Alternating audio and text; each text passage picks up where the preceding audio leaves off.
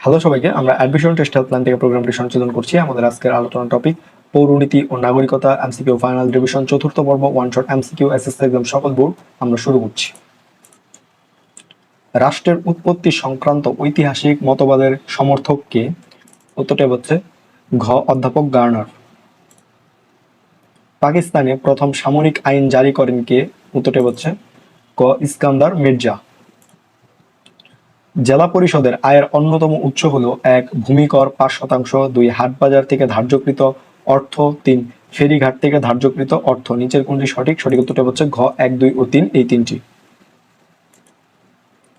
সংসদীয় সরকার ব্যবস্থায় মন্ত্রী পরিষদ কিসের নিকট দায়ী থাকে? উত্তরটা হচ্ছে খ আইন পরিষদের নিকট। পৌরনীতি পাঠের মাধ্যমে নাগরিকের যেসব বিষয় সম্পর্কে জানা যায়: ১ কার্যাবলী, ২ আচার আচরণ, ৩ চাওয়া পাওয়া। নিচের কোনটি সঠিক? সঠিক উত্তরটা হচ্ছে ঘ ১, ২ ও ৩ এই তিনটি। কোনটি রাজনৈতিক অধিকার? উত্তরটা হচ্ছে গ ভোট দেওয়া। প্রজাতান্ত্রিক রাষ্ট্র হিসেবে বাংলাদেশে সকল ক্ষমতার মালিক কে? উত্তরটা হচ্ছে গ জনগণ। ভোটদান পদ্ধতি কত প্রকার? উত্তরটা হচ্ছে ক ২ প্রকার। জেলা পরিষদে পরামর্শকের ভূমিকা পালন করেন কে? উত্তরটা হচ্ছে ক সংসদ সদস্য। বিশ্ব শান্তি ও সহযোগিতা সংক্রান্ত যাবতীয় কাজ জাতিসংঘের কোন শাখার মাধ্যমে সম্পাদিত হয়? উত্তরটা হচ্ছে খ সাধারণ পরিষদ। সম্পূর্ণ সাক্ষরতা আন্দোলন শুরু করে কোন মন্ত্রণালয়? উত্তরটা হচ্ছে ঘ প্রাথমিক ও গণশিক্ষা মন্ত্রণালয়। কোন রিপোর্টে ডিগ্রি কোর্সকে ৩ বছর মেয়াদী করা হয়? উত্তরটা হচ্ছে ক শরীফ শিক্ষা কমিশন রিপোর্টে। আইনের শাসনে কোনটি অনুপস্থিত? উত্তরটা হচ্ছে গ অসাম্য। অর্থনৈতিক স্বাধীনতা বলতে বোঝায়: ১ আর্থিক সুবিধা পাওয়া, ২ যোগ্যতা অনুযায়ী কাজ পাওয়া, ৩ ন্যায্য মজুরি পাওয়া। নিচের কোনটি সঠিক? সঠিক উত্তরটা হচ্ছে গ ২ ও ৩। ২ হচ্ছে যোগ্যতা অনুযায়ী কাজ পাওয়া এবং ৩ হচ্ছে ন্যায্য মজুরি পাওয়া। অর্থনীতির ভিত্তিতে গঠিত রাষ্ট্র ব্যবস্থা কোনটি? উত্তরটা হচ্ছে গ সমাজতান্ত্রিক।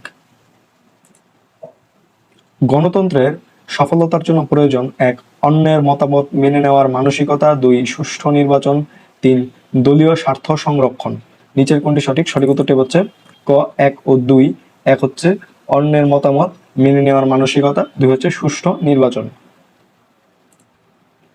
পার্বত্য চট্টগ্রাম শান্তি চুক্তি সম্পাদিত হয় কত সালে? উত্তরটা হচ্ছে ক ১৯৯৭ সালে।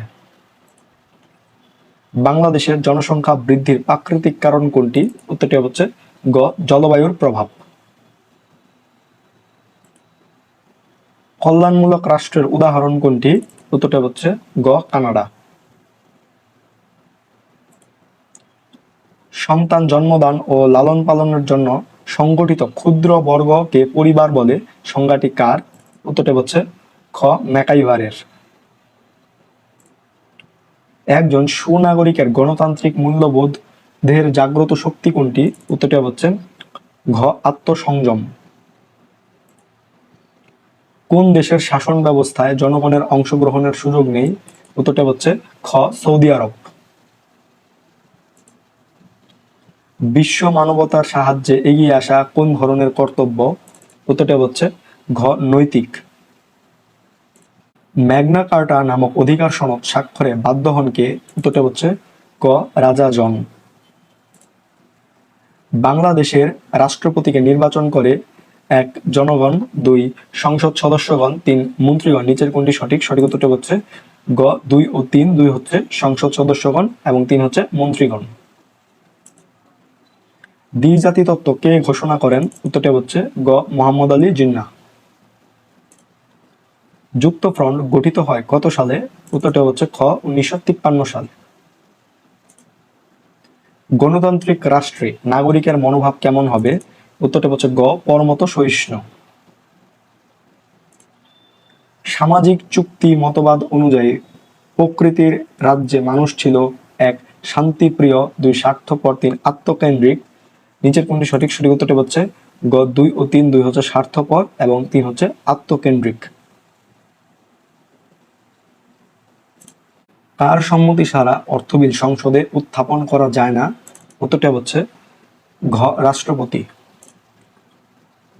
কোন দেশে রাজনৈতিক দলের অস্তিত্ব নেই? উত্তরটা হচ্ছে ঘ সৌদি আরব। খাদ্য নিরাপত্তা অর্জনে দরকার হয়?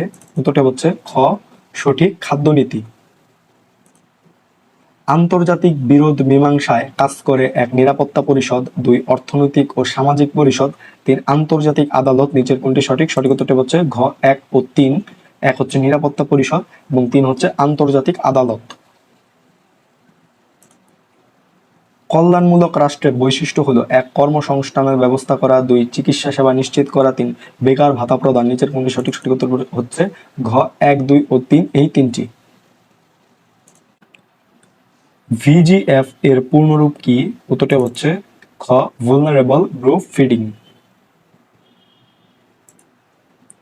বাংলাদেশের সংসদ সদস্য কিভাবে নির্বাচিত হন? উত্তরটা হচ্ছে ক জনগণের ভোটে।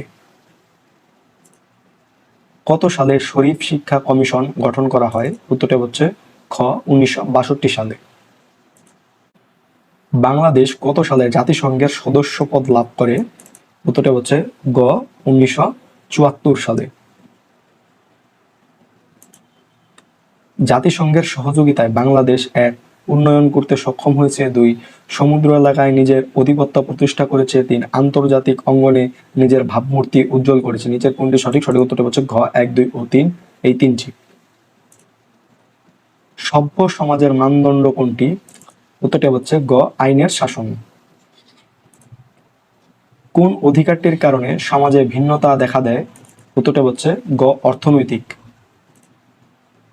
আইনের উৎস কয়টি? উত্তরটা হচ্ছে ঘ 6টি। আন্তর্জাতিক আদালতের সদর দপ্তর কোথায় অবস্থিত? উত্তরটা হচ্ছে ক হেগে। বেকারত্ব হতে মুক্তি লাভ কোন ধরনের সাম্যের অন্তর্ভুক্ত? উত্তরটা হচ্ছে ঘ অর্থনৈতিক। তো এই ছিল পৌরনীতি ও নাগরিকতা এমসিকিউ ফাইনাল রিভিশনের 4র্থ পর্ব, ওয়ান শট এমসিকিউ। 5ম পর্ব আসছে। তোমাদের সকলের জন্য শুভকামনা। ধন্যবাদ সকলকে।